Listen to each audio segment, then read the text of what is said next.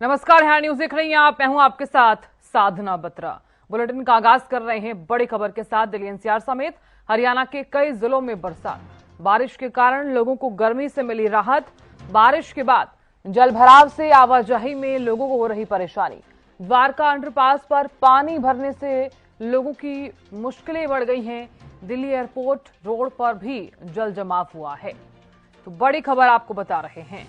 Delhi NCR समेत हरियाणा के कई जिलों में जमकर हो रही बरसात, तो लोगों को उमस भरी गर्मी से राहत तो जरूर मिली है, लेकिन जलभराव और जल जमाव के चलते लोगों को खासा परेशानियों का सामना भी करना पड़ रहा है।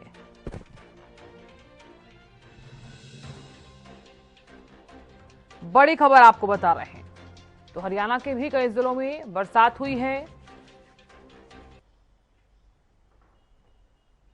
तो बरसात के कारण लोगों को भीषण गर्मी से राहत मिली है। तो फिलहाल जलभराव से लोगों को आवाजाही में भारी परेशानियों का सामना भी करना पड़ रहा है। पानी भरने से लोगों की मुश्किलें भी बढ़ गई हैं।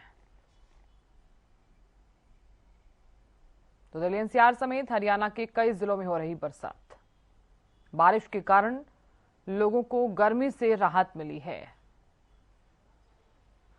तो चलिए जानकारी ले लेते हैं। करनाल से विकास जुड़ गए हैं ज्यादा जानकारी लिए हुए। विकास, फिलहाल किस तरह का मौसम करनाल में नजर आ रहा है? लगातार हो रही बरसात के बीच जलभराव और जल जमाव से किस तरह से लोग निपट रहे हैं? बिल्कुल साधना, मैं आपको जानकारी देता हूँ। करनाल का मौसम का मिजाज बदला बदला सा नजर आ रहा है और आंशिक रूप से पूरी तरह से बादल छाए हुए, ठंडी हवाएं चल रही है। मगर जिस तरीके से लगातार करनाल में बारिश देखने को मिल रही है, तो कहीं ना कहीं 2-3 घंटे की बारिश है जो जल प्रवाह की स्थिति उत्पन्न हो जाती है। मगर इस मुद्दे पर निपटने के लिए नगर निगम कर्मचारी ग्राउंड लेवल पर काम करते नजर आ रहे हैं, क्योंकि देखा जा रहा है जिस तरीके से 2-3 घंटे की बारिश है तो कहीं ना कहीं स्मार्ट सिटी की पोल खोलता हुआ नजर आ रहा है। चाहे मुख्य बाजारों की बात करें, चाहे सेक्टर कॉलोनी की बात करें, जिस तरीके से ओवरफ्लो होता है, नालियों गटरों की बात करें, जिस तरीके से ओवरफ्लो नजर आता है, तो तुरंत प्रभाव से नगर निगम पर आती है, उसको निकासी को समस्या का समाधान भी करने में तुरंत प्रभाव से लगे हुए हैं। मगर ऐसे में देखा जाता है कि जिस तरीके से नगर निगम प्रशासन दावे करता नजर आ रहा था कि हम मानसून से निपटने के लिए पूरी तरह से तैयार है, मगर जब जैसे ही बारिश होती है, 2 घंटे की बारिश होती है, तो कहीं ना कहीं करनाल स्मार्ट सिटी की पोल खोल देती है।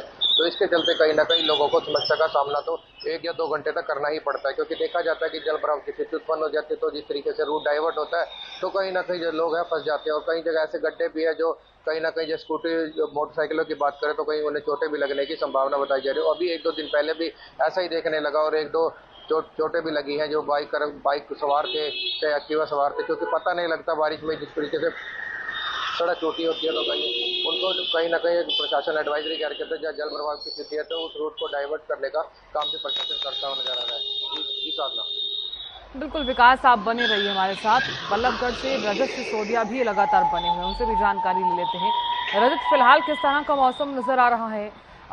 लगातार हो रही बरसात के बीच मौसम तो सुहावना हुआ है, भीषण गर्मी से राहत जरूर मिली है, लेकिन दूसरी तरफ जलभराव और जल जमाव हर बार की तरह।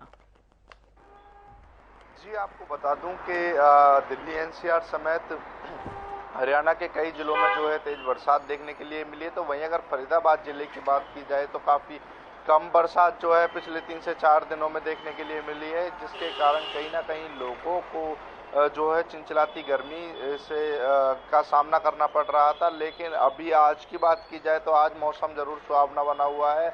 आसमान में गहरे काले बादल छाए हुए हैं, तो वहीं ठंडी हवा का जो है कहीं ना कहीं लोगों को आभास हो रहा है। इससे कहीं ना कहीं ग्रामीण क्षेत्रों में किसानों के चेहरे कहीं ना कहीं उतरे हुए नजर आ रहे हैं, क्योंकि कम बरसात है और जल्दी अब मानसून जो है लौट के जाने वाले हैं। तो ऐसे में अगर फसल में बरसात नहीं पड़ती है तो कहीं ना कहीं किसान की जो फसल है उसकी गुणवत्ता में जो है असर देखने के लिए मिलेगा। तो वहीं शहरी क्षेत्रों में भी अगर जल भराव की बात की जाए तो फिलहाल जल भराव नहीं देखने के लिए मिल रहा है, क्योंकि बरसात काफ़ी कम हुई है। और ऐसे में कहीं ना कहीं लोगों को जो है जहां पर उमस भरी गर्मी का सामना करना पड़ रहा था, तो वहीं अभी हाल की रिमझिम बरसात के बाद लोगों को राहत मिलती हुई नजर आ रही है। जी साधना।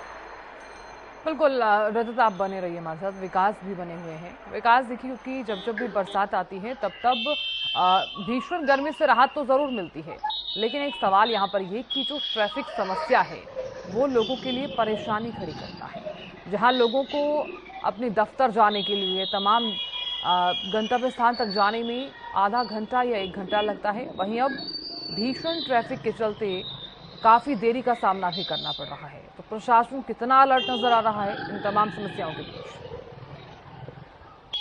बिल्कुल साधना, मैं आपको जानकारी दे दूं, जिस तरीके से लगातार करनाल में बारिश देखने को मिल रही है, कम से कम 2-3 घंटे की बारिश होती है, तो कहीं ना कहीं करनाल स्मार्ट सिटी में पूरी जल भराव की स्थिति बन जाती है। क्योंकि चाहे मुख्य बाजारों की बात करें, चाहे सेक्टरों या कॉलोनियों की बात करें, जिस तरीके से ओवरफ्लो पानी निकासी की कोई व्यवस्था नहीं होती, जिससे कि चलते पानी खड़ा हो जाता है और कहीं ना कहीं जो अपने गंतव्य तक पहुंचना होता है, कहीं समस्या का काटना पड़ जाता है। ऐसे में कहीं ना कहीं वो देरी से पहुंचते हैं, जिसके चलते लगातार ट्रैफिक विभाग भी एक एडवाइजरी जारी करता है, जहां पानी भर जाता है उस रूट को कहीं ना कहीं डाइवर्ट करने का काम भी कर रहा है। मगर ऐसी स्थिति क्यों उत्पन्न हो रही है कि जिस तरीके से लगातार जिला प्रशासन दावे करता था, करोड़ों रुपए खर्च करके निकासी की व्यवस्था की गई थी, क्या फिर भी करोड़ों रुपए का लगता है कि पानी में बह गई? जिस तरीके से जल निकासी की स्थिति करनाल में उत्पन्न होती नजर है, करनाल स्मार्ट सिटी की पोल खोलता नजर आ रहा है, मगर फिर भी जिस तरीके से लगातार बात करें तो निकासी को लेकर कहीं ना कहीं नगर निगम प्रशासन पूरी तरह से मुस्तैद है।